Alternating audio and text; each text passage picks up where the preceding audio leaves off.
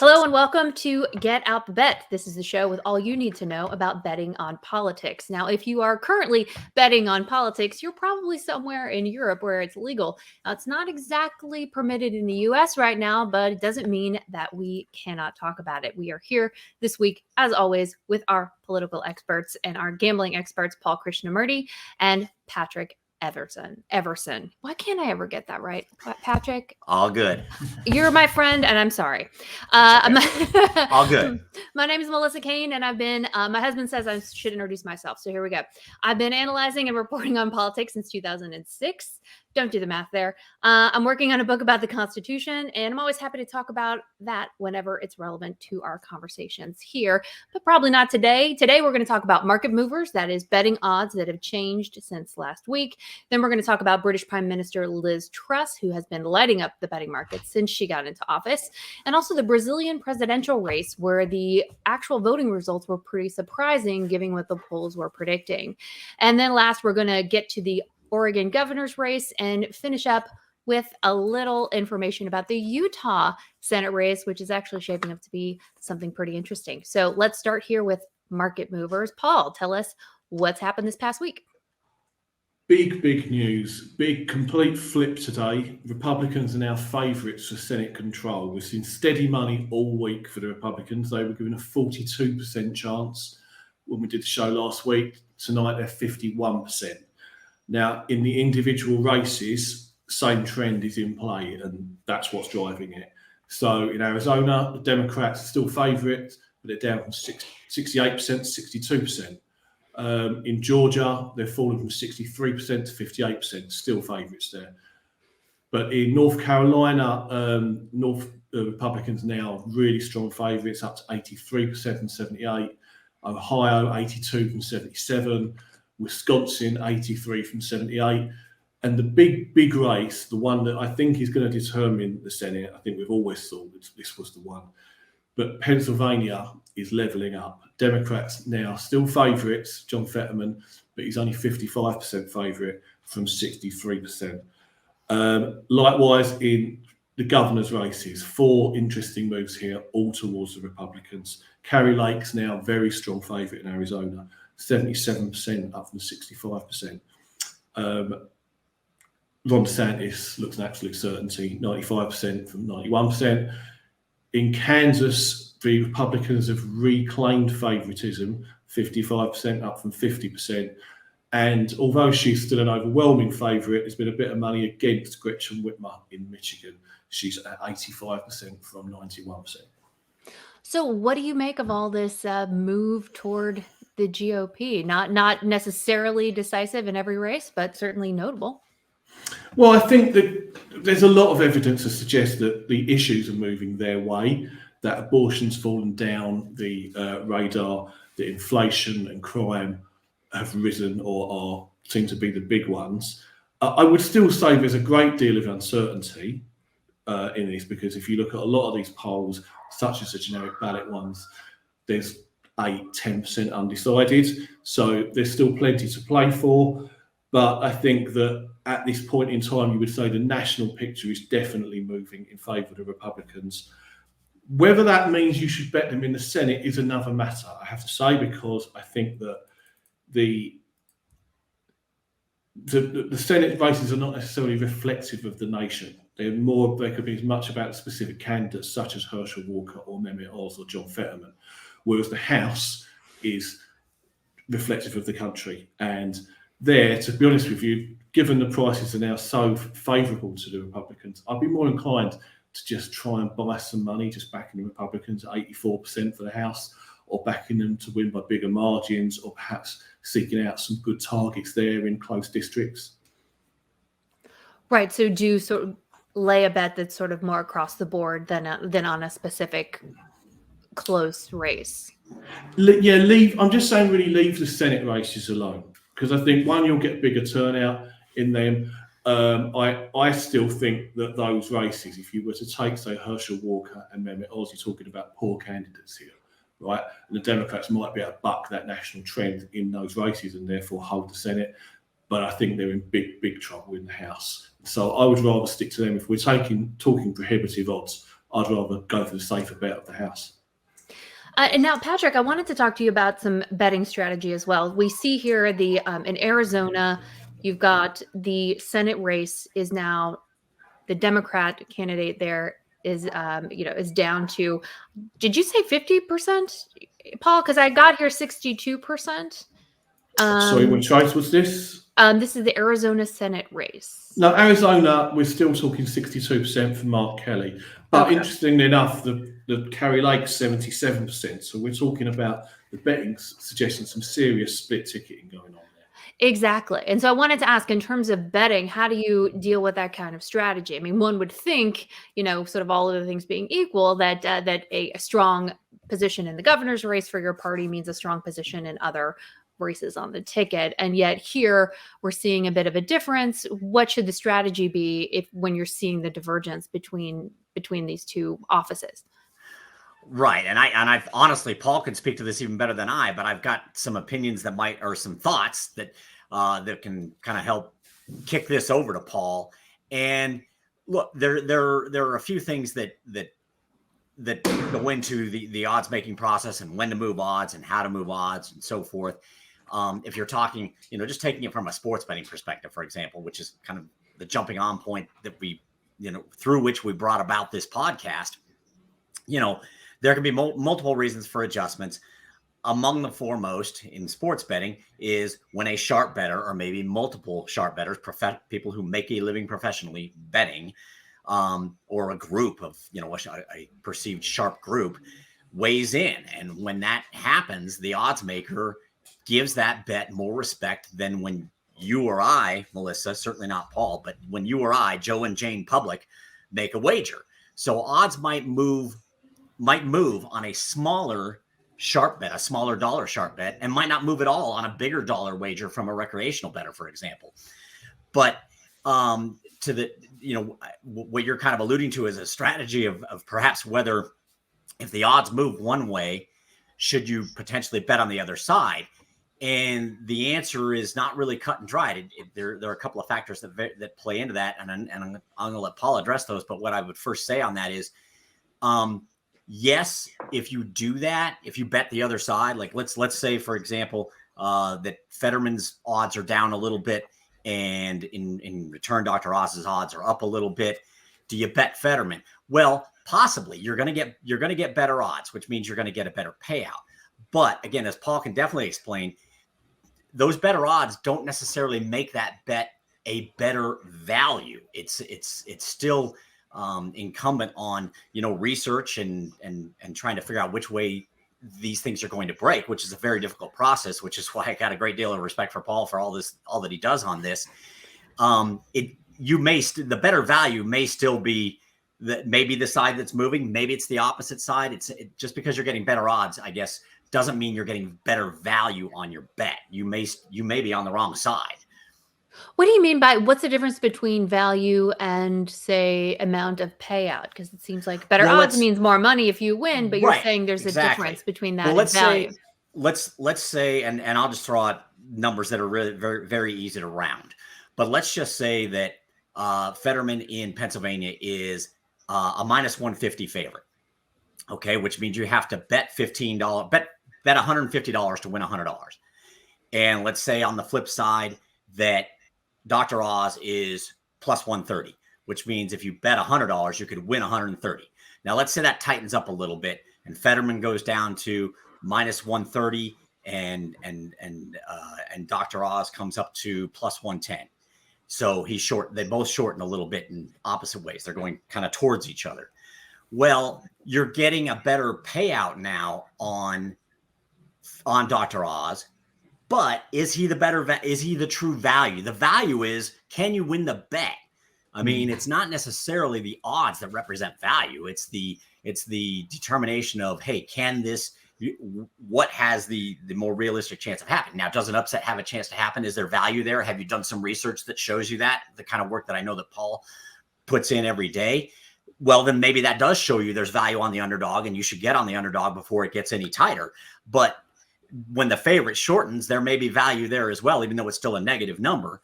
You may want to jump on that too, depending on what your analysis tells you. So What I'm saying is a payout could be better. That doesn't necessarily make it the more valuable bet to make if you're doing if you're going through all the analysis and so forth that determines where you want to put your money. Is that fair to say, Paul? Absolutely. I mean, I would say two things. Let's just talk specifically about Pennsylvania for a minute there, because that's a very good example. So there's two ways of looking at it.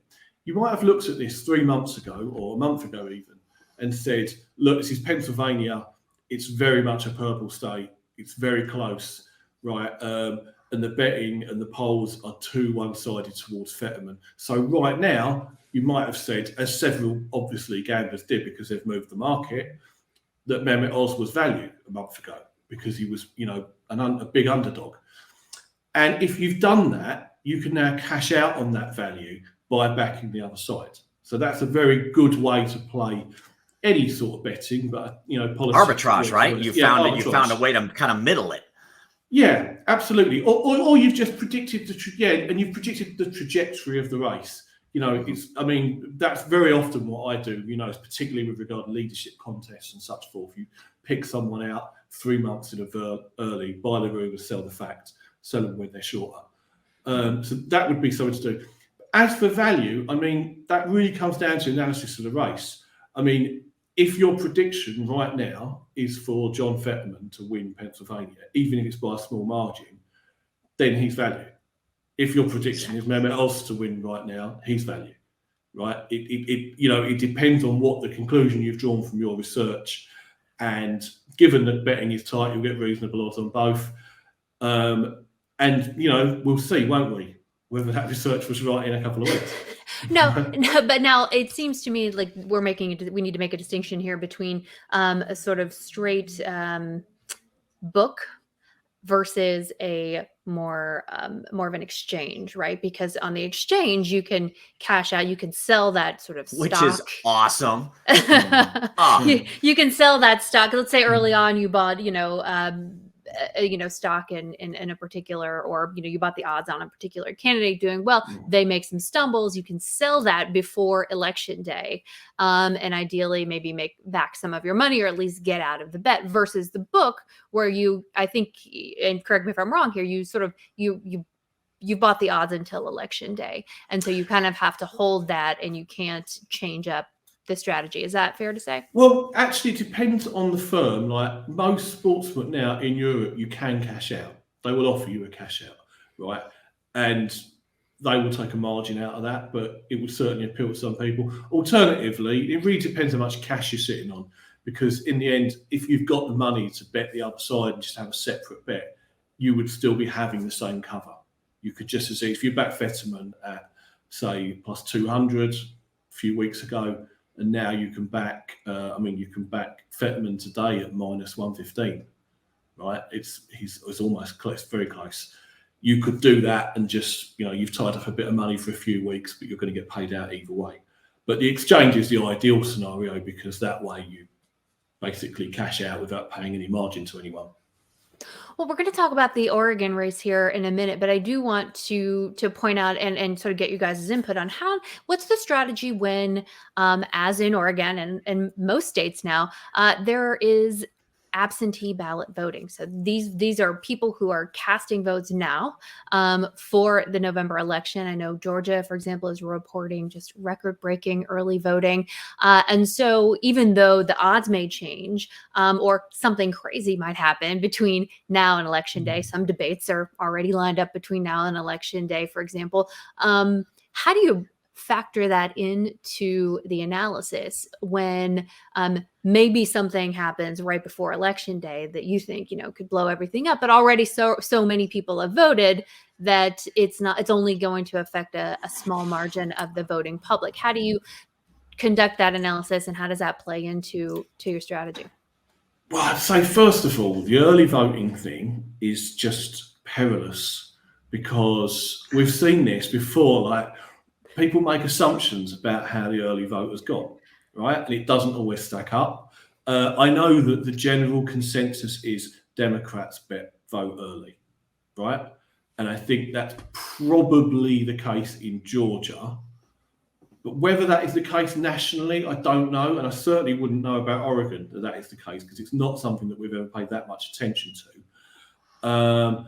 I would also say, I mean, once again, this is part of the gamble. This is part of the research. It's predicting this stuff. It's predicting who will get their vote out in greater numbers, who will get their vote earlier, or what will be the game changer. To take Oregon, big question with that, if you want to predict that race, is two questions. Will Betsy Johnson's vote stand up in the closing stretch? Because very often the third party gets squeezed.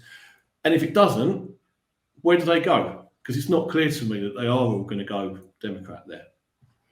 Well, let's go ahead and get into it then. Let's talk about the Oregon race, where you've got they're actually 100% mail ballot voting. They're I think the first state, but if not the first, one of the first states to actually go to just 100% mail ballot voting. There are no polling places, for example, but people drop them off in special drop-off points, or of course you can drop them in the mail. And my understanding is the majority of people actually drop them in the physical sort of drop boxes that are provided around the states and in the precincts. And so the turnout is really high. And there's something very weird happening there now that a lot of people are sort of turning to. And before we get into it, I do want to clarify. I think that last week when I was talking about this, I said that Tina Kotek was the independent, and I apologize for that. It's actually Betsy Johnson who's the independent. Kotek is the Democrat. So sorry about that. I didn't mean to mislead anyone. I was just looking at the wrong notes. But essentially here we have Johnson pulling votes away from Kotek. It looks like the polls are showing, and they're allowing the Republican Christine Drazen to be ahead. And just in terms of mechanics here, number one, the absentee ballots have gone out today. Today is when they start getting mailed out to people. And so they can then be returned. And number two, remember, this is not a runoff state. Whoever gets the plurality of votes becomes the governor. So if that is the Republican, if Kotek and Johnson sort of split the left-hand vote or the left-wing vote, and then Drazen just gets the Republican vote, she could end up being the governor. So that is, something that we'll have a definitive answer on for people who want to bet on this. We'll have a definitive answer to that, at least close to election day. You won't have to wait for a runoff on that. But so what is the kind of strategy you would use going into a race like this, where things are getting very interesting? Well, first of all, it's a good example of this getting the early value, because I know certainly on the predicted odds that the Republicans were at one point only given a 20% chance, something like that, 25% chance. That's now 55, right? So great opportunity to cash out. I think that the strategy you have to do right now, I say, is probably predict what's going to happen to Betsy Johnson's vote. We know that Christine Drazen is going to get a certain amount. My instinct is that I think the Democrats are really vulnerable there.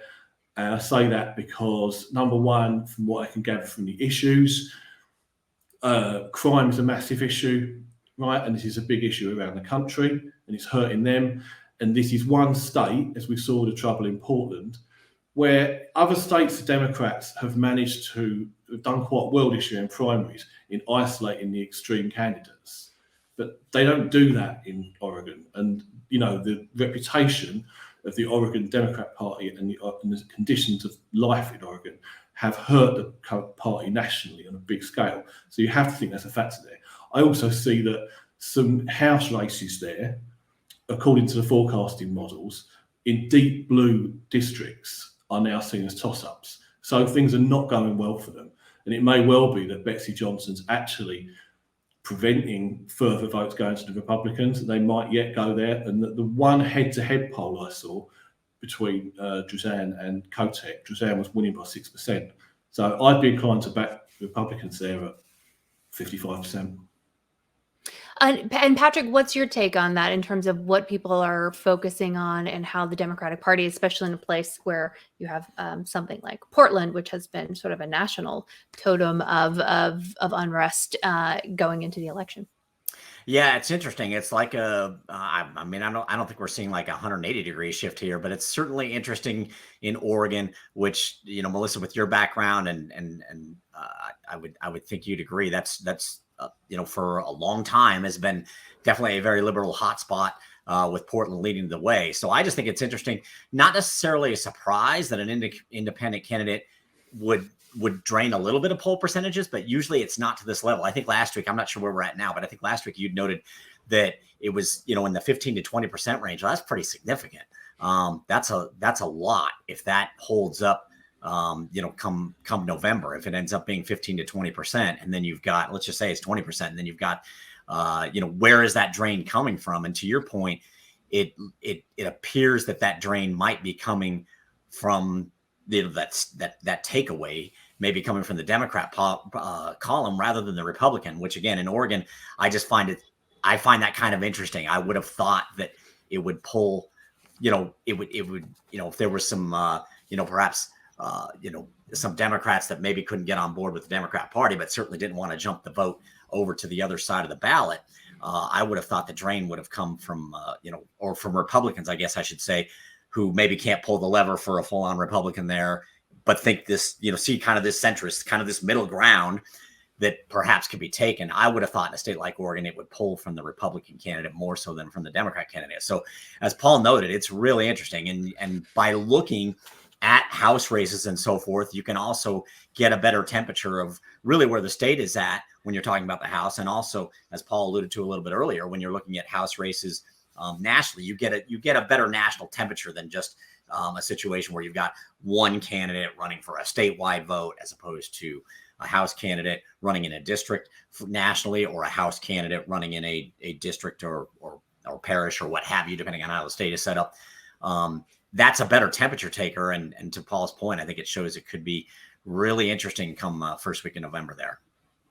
Well, yeah, I live in California. We are a definitively one-party state, and you can definitely, if you don't have a good loyal opposition, you can definitely go too far. I think in either direction. Whenever there's one party in control of every lever of government, you can kind of get dragged to the edges, and so that may be what Democrats in Oregon are finding now.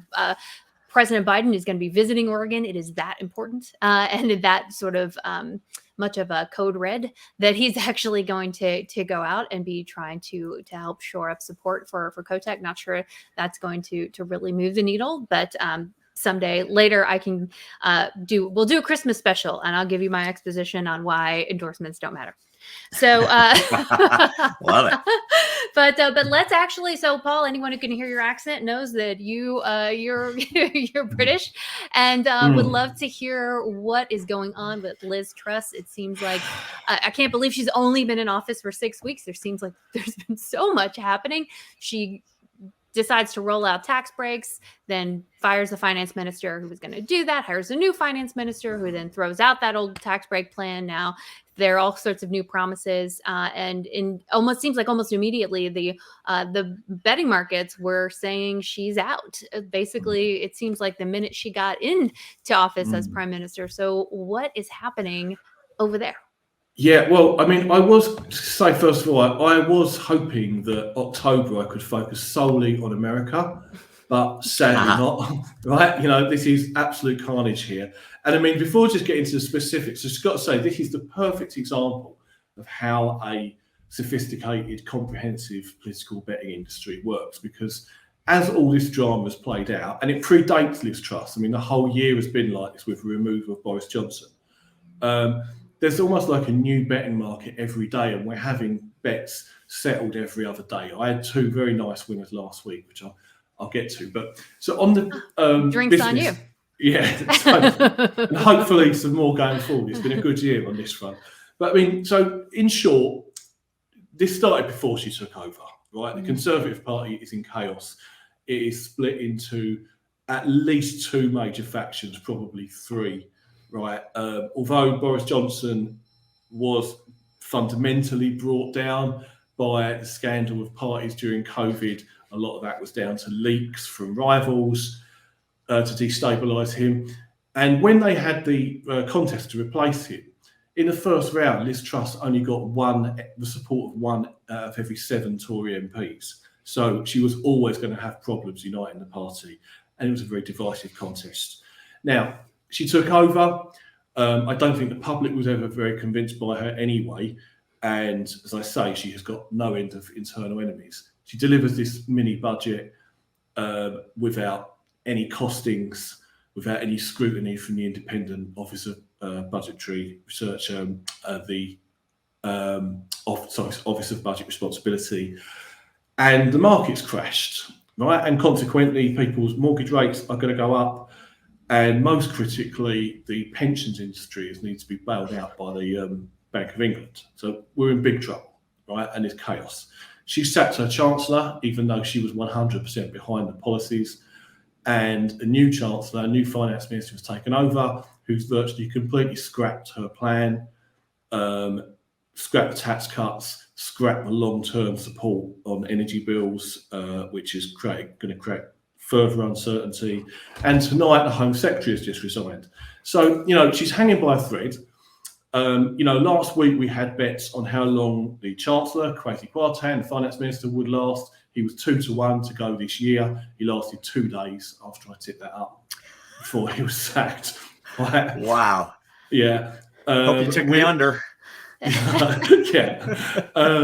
We've got, and obviously there is loads of betting on when she will go. Now, as we record this, she is about 70% likely to go in 2022. But that isn't a certainty. I mean, again, I tipped that when it was 10% a week ago, and I cashed out. Sadly, I cashed out when it was about 30%. Took my profit, but I wish I'd held it now, because obviously it's looking very likely. I wouldn't say she's certain to go this year, because the problem is they don't know who to replace her with. Whoever takes over, this factional war will just restart unless they find a good unity candidate.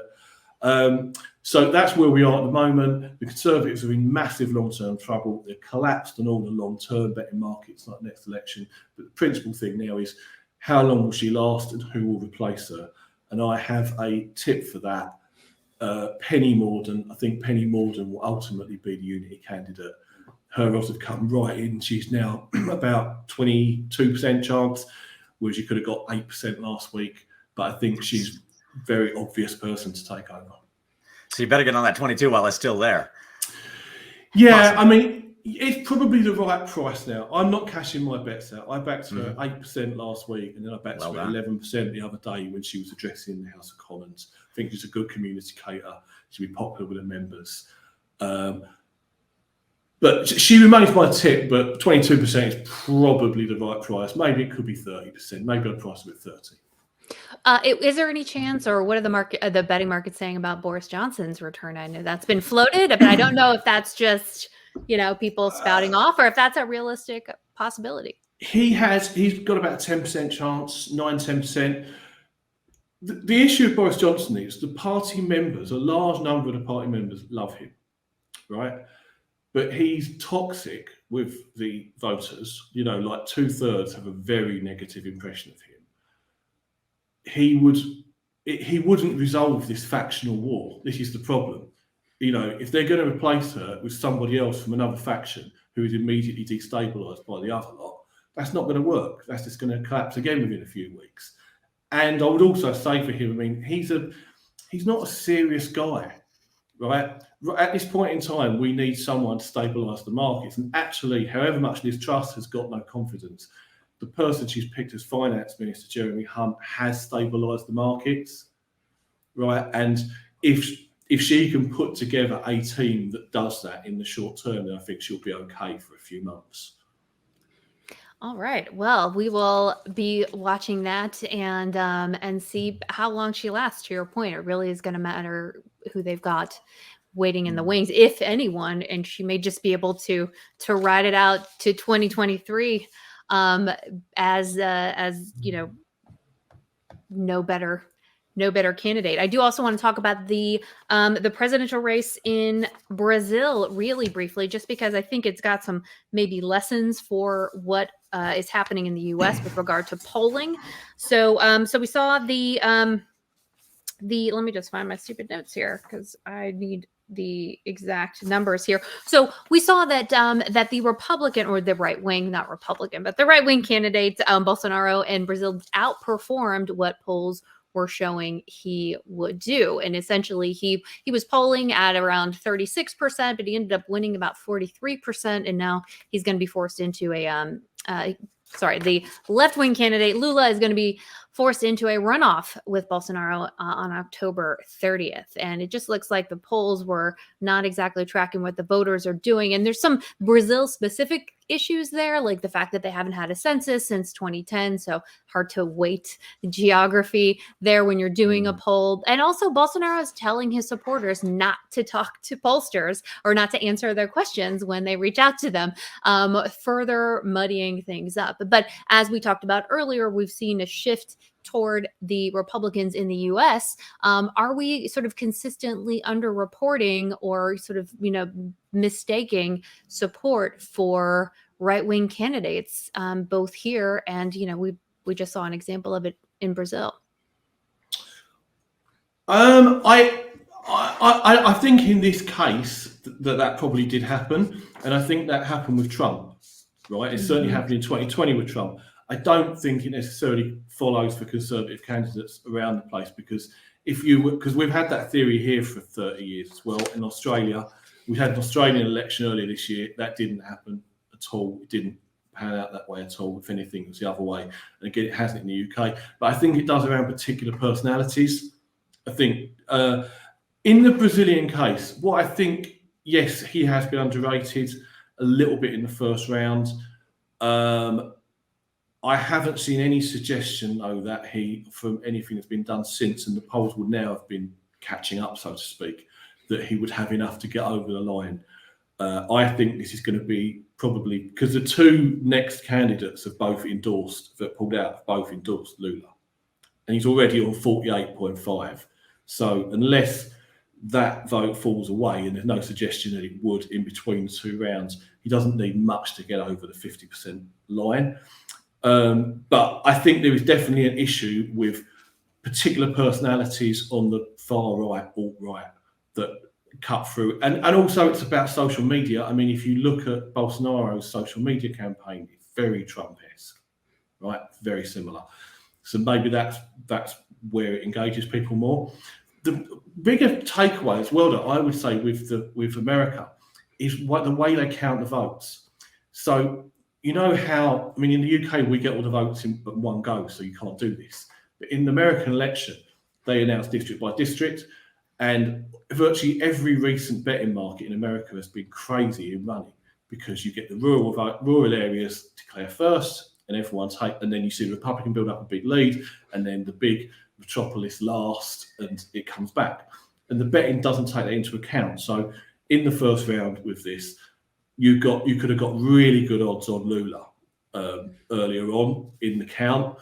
And I mean, I'm on Lula at 56% from earlier in the year. Now he's about 72, right? I've cashed that out. I may go in again in play, but I just think when the counting starts on the night, it will go out. He'll go back down to like 50, 55, because the early votes will go for Bolsonaro. I love that in-play reference. I'm sorry to interrupt, Melissa. I just love the in-play reference, because it so correlates to in-play with sports. You're literally in play. It's like this election's in overtime, right? Absolutely. And you can get in and get another bite of the apple, and it could still, even though your odds aren't as good as your initial one, you've already cashed out on your initial. So you've made your money there, which is right, which is great. And if you feel good about it, even though your odds aren't as great and your payout won't be as great, it still may be a very valuable bet to make in game, as you will, in election. It's like making the bet on election day as results are rolling in here in the United States, Melissa. So it's and I love in play. I mean, I love it in sports. I haven't been able to try it in elections. I hope to. It'd be really nice to. Maybe I have to see if I can get the Better Collective folks to fly me over to Europe for a day or two. But it's fascinating for sure, and it's just another interesting component of this whole process. Well, we actually can see it in the presidential races as well, when you're announcing on the East Coast, sort of who's winning and electoral college votes. And it's harder to do these days because there is so much absentee ballot voting that kind of trickles in and has to be counted. It's harder to always know who the winner is on election night. But to the extent that you can do that, like watching, I know because we're West Coast, watching the East Coast and people, races being declared and electoral votes being accumulated, and until it gets to California or Nevada, Oregon, Washington. Sometimes the races are already decided, but sometimes you feel like maybe if I could just run out and cast my vote, I can be the wall. Or run out and make my bet. Yeah, exactly. Or make the bet. Exactly, on election night. All right. Well, before we go, I just want to get to our final thought and pick of the week. I do want the listeners here, folks interested in betting, interested in politics. As we've established, I'm a sucker for an independent.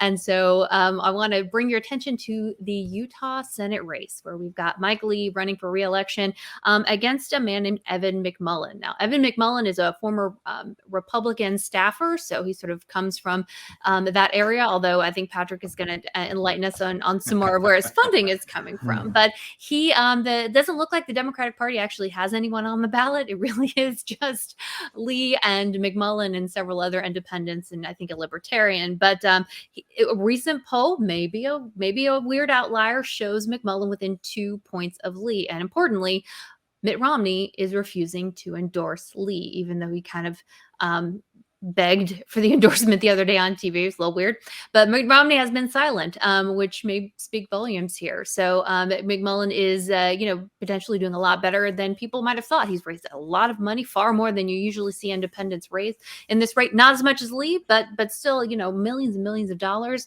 And so that is one where if you ended up with someone like a McMullin in the Senate, you've got this sort of Joe Manchin, effect potentially, where you can really drive the agenda because you are the person who's up for grabs, and that might be something appealing for Utah voters as well. But Patrick, what's your take on it? You're a neighbor there in Nevada. A neighbor to Utah. My dog is about to be a neighbor to me, so I'm throwing the dog a treat. I'm giving you guys some insight, some stuff you can't see in the background here going on. You have no idea. It's glamorous. So, very official, very glamorous, and that'll make my dog leave, which is good. So. Look, I think it's interesting, and I honestly, just personal opinion, I don't think Lee needs to go begging for Romney's vote, but the fact that, as you point out, Melissa, that he did is certainly interesting. I think he'd be better served to just, stay on point with whatever he feels his policies and plans are, and leave that alone. But as I noted in our show notes, I'll buy both of you drinks if Evan McMullin wins this. I mean, you come to Vegas, drinks are on me that night. But, I feel like, first of all, McMullin had a kind of a candidacy for the to some level for the 2016 in the 2016 presidential election. It didn't obviously go particularly well. Didn't really gain ground. It was supposed to be kind of the anti-Trump vote and maybe an escape hatch for Republicans and so forth. That didn't really end up getting any traction, but he did run up a lot of debt with his vendors that he didn't pay for quite some time. So I don't think that's stood the test of time well. And now, Melissa, kind of to your point about, where the Democrats don't have a candidate. The Democrats, if I understand how this all worked in Utah, and I think I've got it, they kind of seeded the way for McMullin to basically be the de facto Democrat candidate. They did not put up a candidate. They threw their support behind McMullin. That's where they're at. And further, McMullin has spent approximately $1.6 million in campaign funding that has gone to primarily Democratic firms, and he's using the Democratic fundraising platform Act Blue. So really, maybe he's an independent, maybe he's a Romney middle ground guy who's looking to be, as you point out, Melissa, the kind of the Joe Manchin, the vote you have to get to kind of get things to clear the roadblocks, to clear the gridlock. But the ballot might say he's independent, but I think his money and his backing and lots of other things say otherwise. And that's why I feel like, Lee is almost a slam dunk here, and that the polling is maybe a little too optimistic for McMullin. I mean, things happen. I could be totally wrong. Elections are weird, but that's my 2 cents. Yeah, I'd just say, the betting does suggest a slam dunk. It's 90% Lee, 10% McMullin. So that is, I think, the thing. And if I had to predict, I'd say something like 55-45, because the Democrats have probably got about 35% ceiling there, and maybe a bit of a crossover. McMullin, I remember 2016 well. I think he's an ex-CIA guy, isn't he? Yes, correct. This all goes back to Russiagate, and he's making a big deal about election denial. that might lead being backing the fake electors in Utah. If that cuts through, maybe it has something. I suspect it will take a few. Maybe if events elsewhere in the next 3 weeks bring those arguments to the fore, whether regarding Russia or regarding Trump being indicted. I mean, I noticed tonight there's some news that the DOJ saying they have the evidence to indict Trump over the classified documents. So maybe that gives him just that little bit more traction. But I think it's an enormous ask in the current national climate to get up to 50%. I think, like I say, 45% is probably the ceiling for him. Well, I do know that and this is just my own personal survey of my friends. I do know there is a serious diaspora of Californians who have moved to Utah. So who knows if they've taken some of their politics with them, and maybe a little more inclined to vote for someone like McMullen. So we'll keep our eyes on the polls in this, and it may move. Yeah. Just to say also, I mean, look, I've never been to Utah, right? I can only speak as an outsider here. So maybe I'm wrong. But I do remember going back to 2016 when he ran, there was, despite it being a Republican state and not a state that could ever vote for Clinton in a million years, there was significant resistance to Trump and Trumpism in Utah amongst Mormons. And that's what he's tapping into, right? And that's what Mitt Romney would be important in delivering.